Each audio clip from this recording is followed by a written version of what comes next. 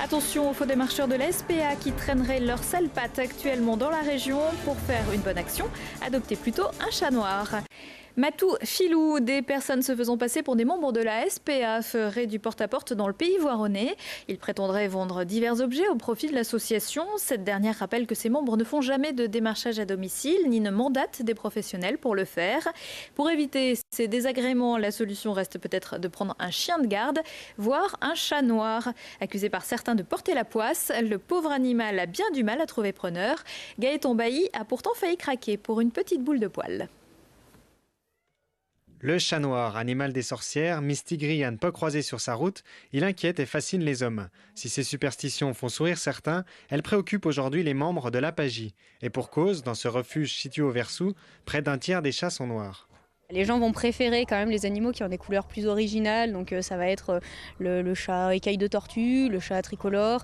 C'est vrai que les tigrés, on a déjà du mal à les placer, mais les noirs, c'est une hécatombe, ils partent vraiment pas. Un phénomène révélateur du combat de l'association, gérer au mieux le séjour et le placement des animaux, trouvés, abandonnés ou saisis pour mauvais traitement. Or, ces capacités d'accueil sont limitées. En fait, ici, on gère une cinquantaine de box de chiens. Et on a une chatterie libre pour les chats qui est donc d'environ 25 places. Et il faut savoir qu'aujourd'hui on est à 70 chats en chatterie, donc on est bien au-dessus de nos capacités.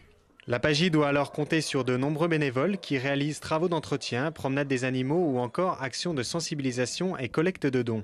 De quoi soulager le travail des 4 salariés de l'association qui s'occupent déjà de la partie administrative, des soins et de la sociabilisation de leurs pensionnaires. On essaye de les suivre au maximum comme il faut pour bien vérifier qu'il n'y a pas de maladies qui se transmettent entre eux, que chaque animal reste bien sain. Après, on a des protocoles selon certaines maladies.